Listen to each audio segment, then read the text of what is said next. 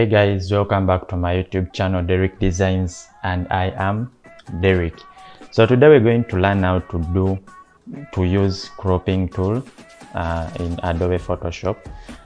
So without wasting any time, let's just start our video. So as you can see, we have an opened picture already in our Photoshop. So what we're going to do, come and click on this, or you can press K shortcut, then come first unlock this, because if it's locked, you won't be it will just create a new layer. So just make sure this is unlocked.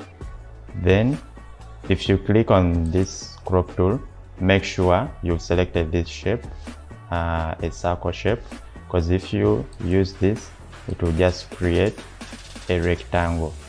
All right, so it will just crop in a rectangle. So we want to use this circle, then come and drag in your desired area. All right, so this is the shape we've made.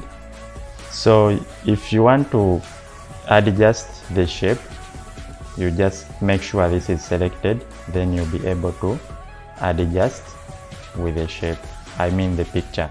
If you want to adjust the shape or the size of the circle, you just come and click this and you see how it's adjusted. All right, so with this, selecting this side, it will be adjusting the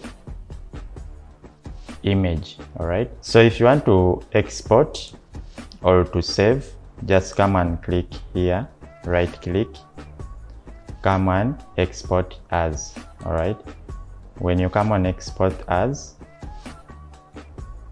make sure this is selected as PNG, because if you select this JPEG, it will just create a white background, as you can see here. So make sure you save as PNG such that the background is transparent. All right, then you can click export.